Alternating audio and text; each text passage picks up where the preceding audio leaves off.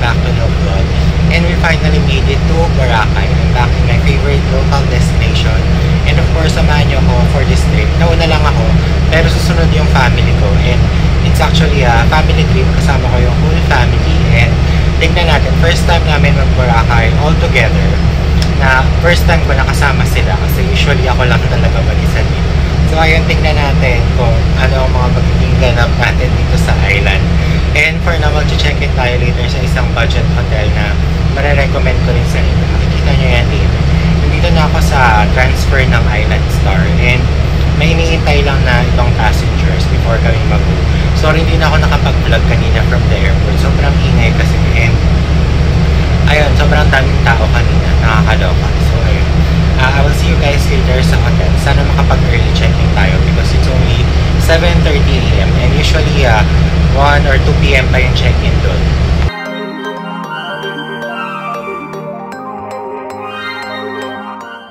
So guys, dyan lang yung hotel natin. Tong door na to, nakatabi ng 7-Eleven.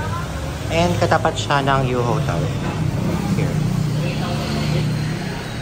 Guys, we weren't allowed to check in early dahil may tao pa daw sa room. Which is totally understandable dahil super small hotel lang siya. And ayun, good riddance dahil makapag-breakfast na tayo. And makikita na natin agad yung beach. Ayun, dyan yung Hainan Palm. And maglalakad tayo papunta sa beach side. I think yung labas nito, malapit na tayo sa Chachas. Pero as much as I want to have breakfast sa mga hotel restaurants, busy ang breakfast nila usually sa mga in-house guests. So, maghanap tayo ng mga cafes. Or baka makarating din tayo sa D-Mall. Or Starbucks. Charot. Starbucks na naman. Nakikita ko na yung beach, guys. And I'm so excited. Dahil last visit natin here, December pa. And sa weather forecast, maulap daw and maulan. But fortunately, ayan, maaraw and ganda ng color ng dagat. Makikita nyo na in a while.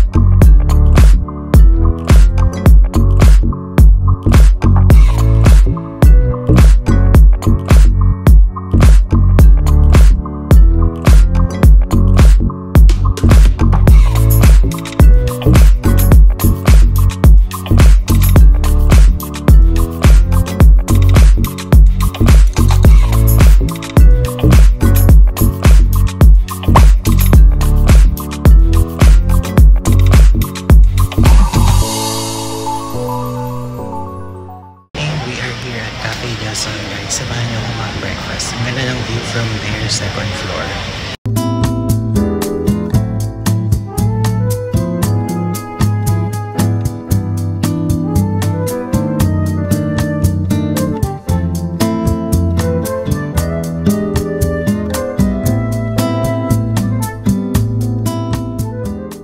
Food is here, so let's eat, guys.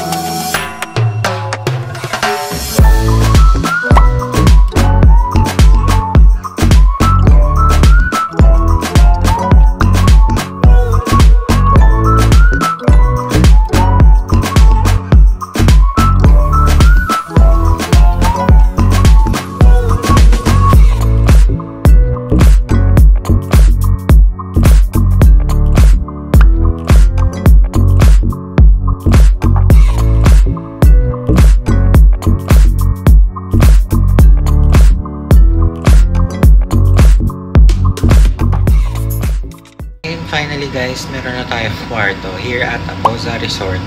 And I only booked this for around 1,200 pesos. And you can also book it through Klook. And don't forget to use my promo code so you can get discounts as well. And ang bongga, medyo spacious naman yung room. Pakita ko sa inyo. Ayun guys, ganito lang yung AC nila pero malamig naman siya. And meron tayong mini fridge dito kaso walang saksakan kasi isa lang yung saksakan dito. And as you can see, kayang-kayang i-open yung luggage ko kahit malaki siya. And ito yung bed natin. Meron dyan parang workstation. So, ang perfect kung gusto nyo dalhin yung work nyo dito. Kaso wala lang signal yung Globe. I'm using Globe and medyo malakas naman yung wifi nila. So, pwede pa rin. May connection pa rin kayo. And ayan, merong water kettle dyan. May free water, may coffee, and may mugs doon. And ayan, meron ding hangers dito. Extra pillow doon, guys. And merong safety deposit box. And merong mirror dyan. Diba, medyo spacious siya for 1,000 plus pesos in Boracay. And ito, yung bathroom. Maliit lang, guys. Pero ayan, may heated shower naman, merong bidet. And wala nga lang toiletries. So just bring your own if you're going to stay in this budget hotel. And ayun lang, very quick lang kasi maliit lang talaga yung room dito. It's just a budget hotel. And I think it's my 3rd or 4th time na staying here. And kilala na ako ng receptionist na si Liza. Thank you so much, Liza. Pina-check-in mo ako. Kahit hindi pa 2 p.m. Almost 1 p.m. pa lang, binigay na niya sa akin yung room. And hindi ko in-expect na itong medyo spacious na room yung bibigyan niya sa akin. O diba? As a returning guest, binibigyan nila tayo ng konting perks and privileges. And maliligo na ako guys and magpa-power nap dahil dire-diretso tayo from pagka-out ko sa work ng 1 a.m. laban na sa airport and then naghintay tayo ng medyo matagal for the check-in. So ayun, pagod na talaga ako and kailangan ko na ng kahit konting sleep. So ayun, pagka-shower, mag-power nap tayo. And sana makapag-sunset tayo later dahil ang ganda, ang perfect ng weather today. So ayun, I will see you later guys. Hello guys, and as expected, late ako nagising. Parang past 5 p.m. na. And now, it's past 6 p.m. So parang wala na tayong abot ang sunset. But let's try. And ayun, nakapag-freshen up na tayo, nakaligo ulit, nakapag-bihis, nakapag-makeup, and nakapag-change outfit. And tara, lumaban na tayo sa White Beach dito sa Boracay.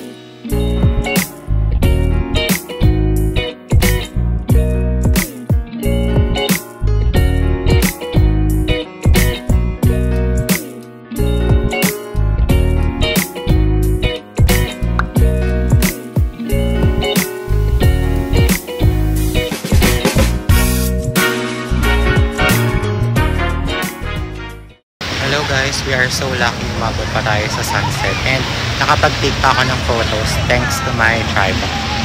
And let's go for dinner now. Samahan niya pa rin ako, of course.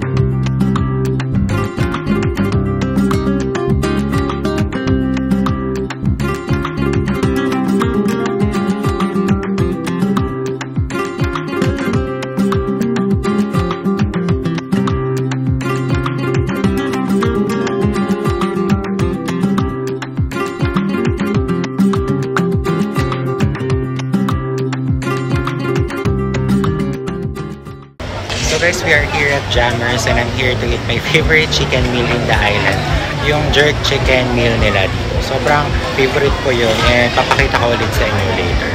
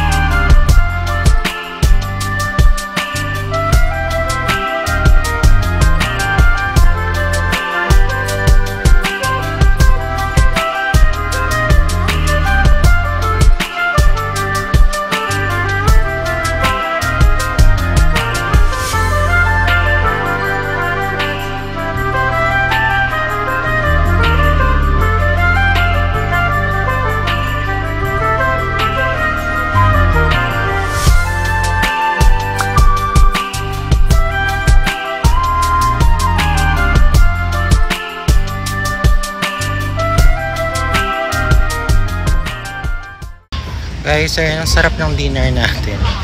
And naglakad ako hanggang Station 1. Alam nyo, ang luwag ng Boracay ngayon, parang it's not as crowded as you would expect it. Ito yung favorite kong puno, guys. Station 1. Natambayan kasi sobrang bongga ng shade niya.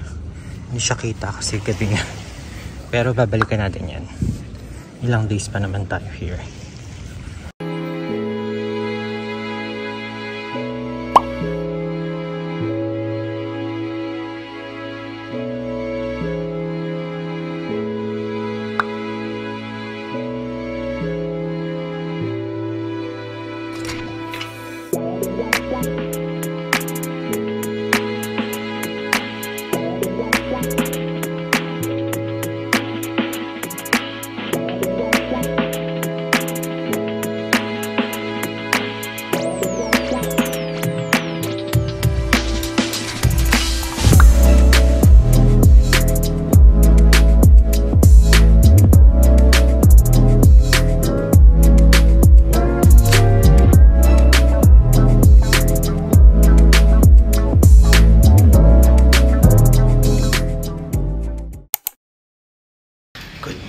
So we are about to check out now from Aboza Resort and lilipat na tayo sa kabilang hotel. Tatawid lang tayo sa U Hotel.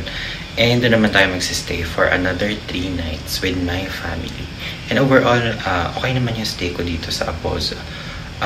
Medyo naputo lang yung sleep ko and it took me a while para makatulog again. So, ayun. Pagka-check out, sana makapag-early check-in tayo sa U Hotel and mag-lunch tayo somewhere and update ko kayo kung saan tayo pupunta later.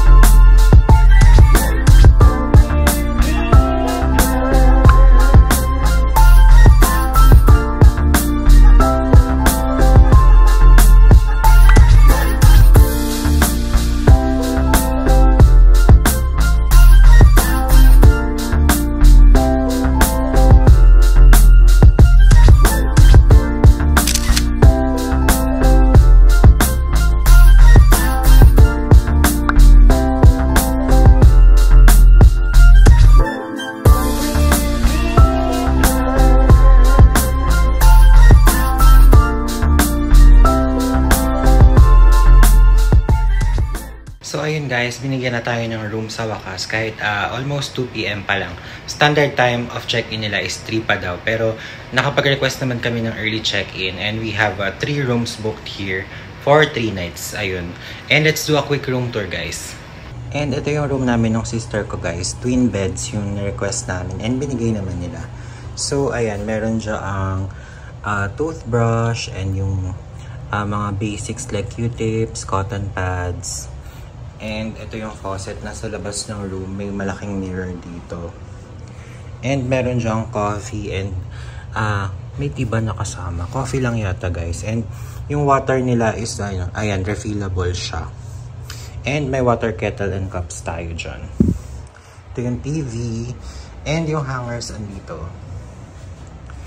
Ayan yung beds nila, guys. Comfy yung beds dito. I have stayed here quite a lot of times already. And okay naman lagi. And yan, pwede tayo mag-work dyan. May workstation dyan. And kaso isa lang yung socket yata dun. Ayun. And that is it. And ito yung bathroom, guys. Magkahiwalay yung shower area dun sa mismong toilet. So, perfect. Diba? Meron dyan kasamang shower gel and shampoo. And ito yung toilet. Alam nyo, medyo challenging lang talaga i-shoot minsan tong baller kasi yung key nila, diba? So, mahirap siya i-shoot dyan minsan. Ayun. And you can request Wi-Fi codes, guys, para ma-access yung internet nila. And ang daming binigay ni ate na code sa amin. Just in case daw mag-expire. And we can, change agad yung code. And guys, here's their, safety deposit box. And then, may fridge with minibar items. And, ito yung prices. So, syempre, hindi natin i-avail yan. Dahil may katapat naman tayong 7-Eleven. And, they also got a hair dryer, of course. Ayan, perfect.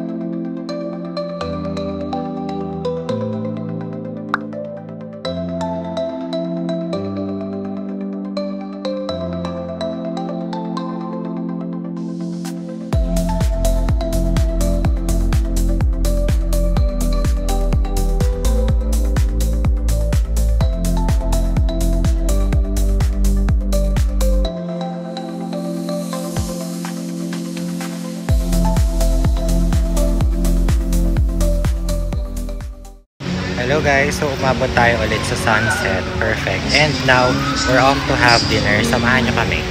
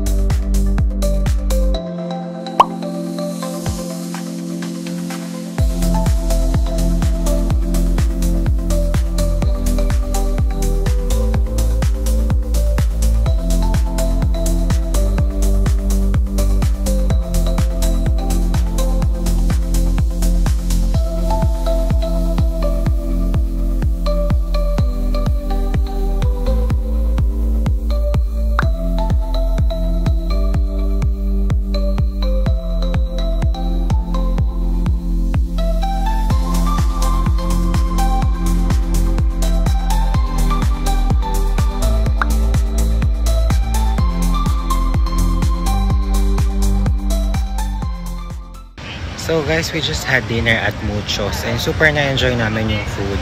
And yung ginamit namin yung Grab Pay para maka-discount. And pakita ko sa inyo, ayan, yung total na na-discount namin. And sobrang helpful niya, makakatipid talaga kayo. And ayun, parang nag-crave ako ng something sweet dahil parang sobrang savory nung Peruvian dishes na kinain namin. So maghanap tayo ng dessert place.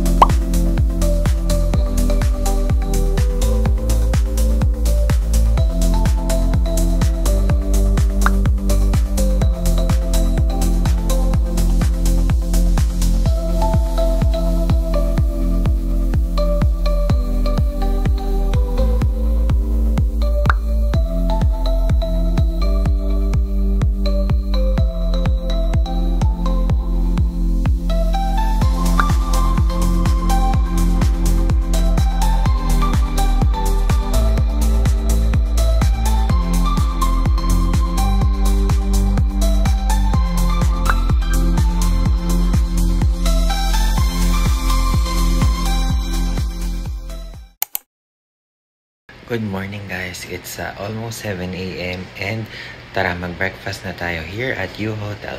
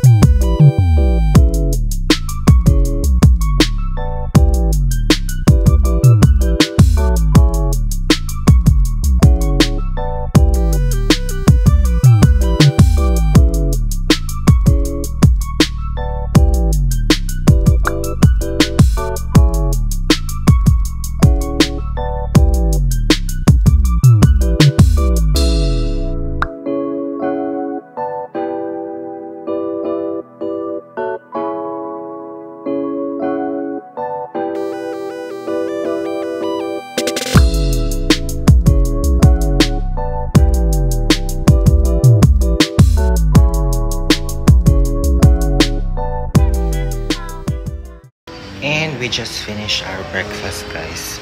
Sobrang na-enjoy ko siya and kasama ko yung family ko. So ayun, medyo maingay kami sa ibaba. Charot. Hindi naman, saktong ingay lang. And ang aga-aga may mga nagkakantahan ng happy birthday dito. So kung gusto nyo magpag-great ng birthday, i-request nyo.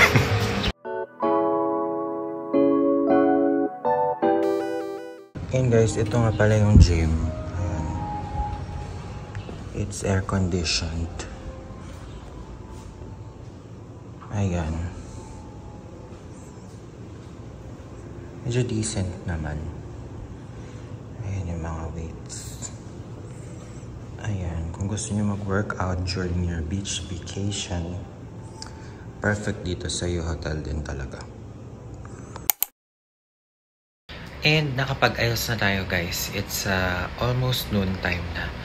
And pupunta kami ngayon sa Movenpick to avail their day pass na isa sa mga favorite activities ko dito sa Boracay. Dahil super sulit ng 2K nyo, may kasama siyang 1,600 na food or spa credits, and then may free pa na chocolate buffet for 1 hour.